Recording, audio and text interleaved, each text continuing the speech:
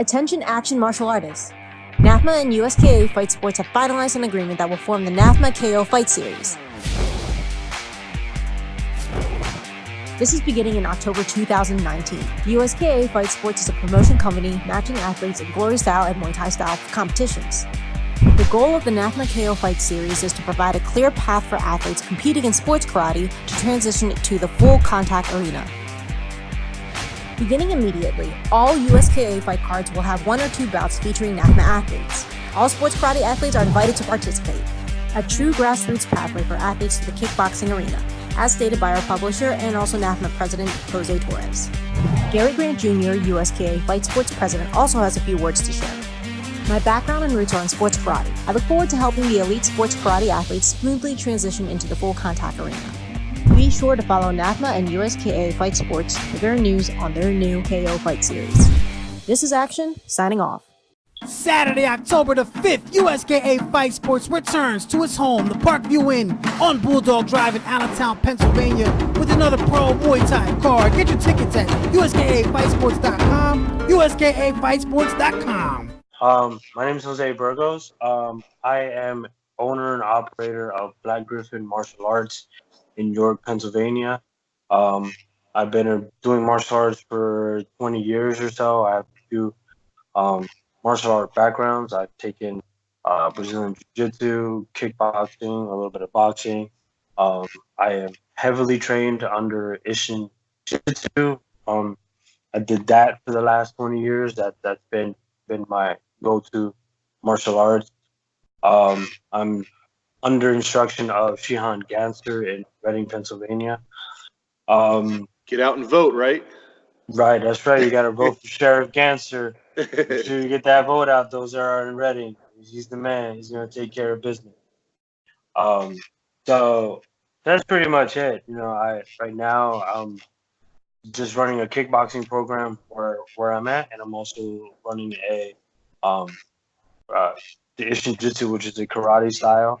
I'm also incorporating a no-gi karate, where we're taking away the forms for those that don't want to do katas and be a little traditional. So we're taking away that as well, and still trying to incorporate the style that I've been training, the Ishin Jiu-Jitsu, with combination kickboxing, some Japanese Jiu-Jitsu, some Brazilian Jiu-Jitsu as well.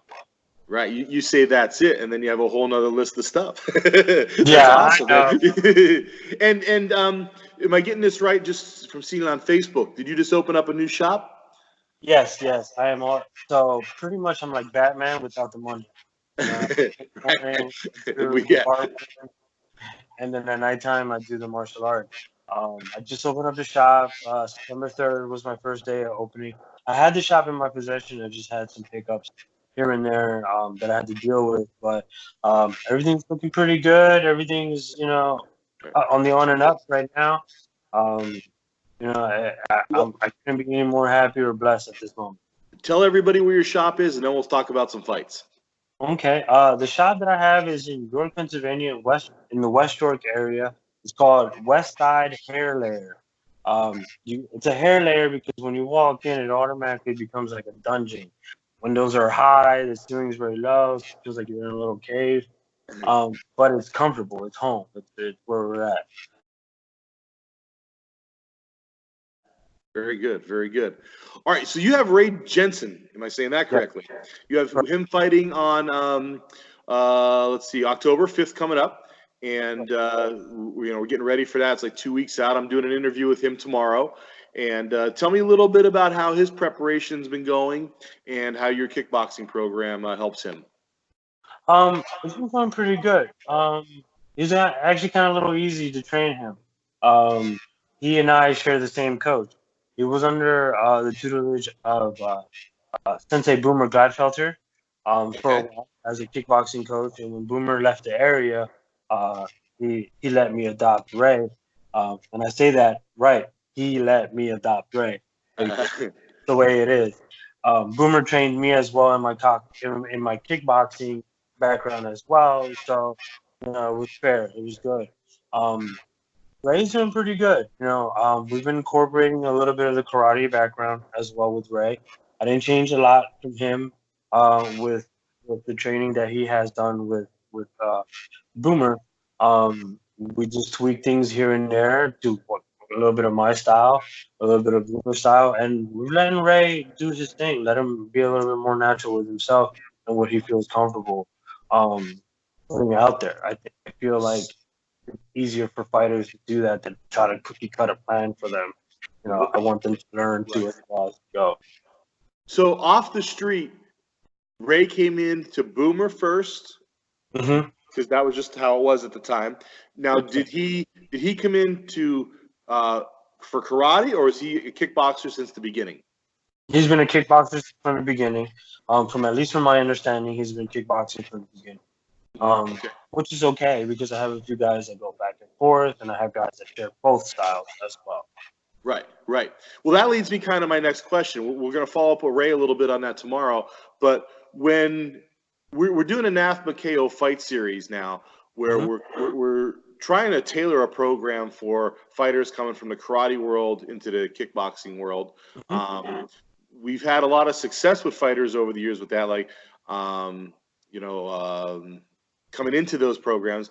But how do you see it benefiting a fighter coming from a karate background into the kickboxing, or not even benefiting? How about giving me some of the pros and cons and things that you would look, because you do both. So what are the pros and cons? Let's go with the cons first. I think that between the two, there's a huge separation between the two. And over the years, there's been a lot of kickboxing is better, and I'm gonna say this so that everybody understands: point sparring, not karate. Point sparring. That the difference between the two is night and day, which is correct, except when you look at them and sit back and watch. Each can benefit from one another. The cons is the systematic of stopping the fight in point sparring karate. Well, you hit somebody, then you stop. You hit and you stop. And you hit and you stop. That there is a downside to that. Whereas in kickboxing and everything's constantly going and there's no stopping, you have to constantly react. Those are the cons. Is that is that a cardio problem or is that a technique problem? It's a technique problem. Okay. I mean, it's both. It's both at some point, but it's a technique problem. Right. I don't want everybody to be getting mad and be like, well, points. No, because listen, I fight every day on YouTube, and I go and I tell everybody no, point sparring is good. There's this reasoning for point sparring. The techniques is different because your amount of rules is no different from ground grappling in MMA. You have certain rules in ground grappling that you can't do. Or in MMA you can't do in BJJ or ground grappling. So that's what makes it night and day. It's no different. Right. Technique is a factor, but they benefit one another. At some point, the gray areas is blurred out and it becomes black and white as to why we're doing what we're doing as martial artists. Point sparring benefits as a pro because it's all accuracy. It's reaction, speed. There might not be a lot of power. That's the downside. If there's power disappears a little bit. But I've seen some guys get knocked out at karate tournaments. Right. It's happened. But between the two, when you mix the two, you now have a kickboxer who acknowledges his accuracy and knows that he has to be accurate. He has to be on point and follow through the combinations. I think the huge downfall between mixing the two is the stance altogether. Karate stance and point sparring is completely different than a kickboxing point. I teach 2 feet forward, in the kickboxing, and a little bit in point sparring, but we have more of a sideways stance because we're trying to protect everything from the outside. So we're more leading with one hand to the other. But we're good jabbers and we're good front kickers. So it has its flaws. We have back legs, we have front legs that are sticking one way, where a Muay Thai fighter is going to take that front leg out. If he's smart and sees that's there, he's going to take it out. But he hasn't really seen a side kick ever in his life. You know, Right. so if the Muay Thai school is not teaching side kicks, then the karate guy is going to excel on the side kicks more than he's going to on a roundhouse kick per se. Right. You know, Right. so it's a catch-22 on both sides. But if I blend it between the two fighters or the two styles into one fighter, the fighter can change his stance back and forth and confuse the person on it. Right. So if you got a black belt level, and again, we'll use your term, the point fighter, not the karate style, but a black belt point fighter, someone who's pretty good, did well on the local circuit. They want to step into a USKA fight for the first time. What is the first, like, if they were to come to your gym and tell you that, I'm pretty good, you watch their videos, you acknowledge they're pretty good, what is the first thing you teach them to take that step? Beyond the mental and the motivation and stuff like that, the first physical technique that you would teach them? Fix your stance, 100%. Fix the stance. I'm not naive to stance work when it comes to transitioning over. Again, stance is very important. And, you know, and I'm not knocking anybody in the point sparring world because I compete in it and I change my stances a lot too in point sparring. And that's where I benefit bringing kickboxing into point sparring.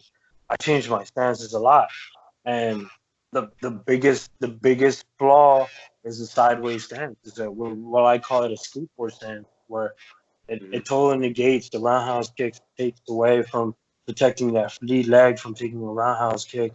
If you shift it over, then they can take a kick. You can learn how to roundhouse kick a little bit more with more power or more speed. You know, it's faster to get there versus, you know, strong roundhouse kicks from the rear.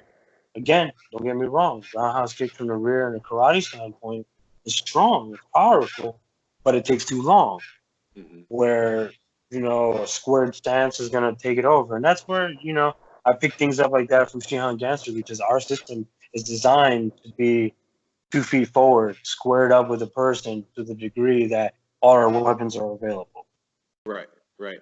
So I hope this is the same question, just asked a different way. But as you start watching us pair up two karate point fighters in a full contact arena, and obviously they're going to have training in boxing gyms and stuff like that because we're going to help them with that as well.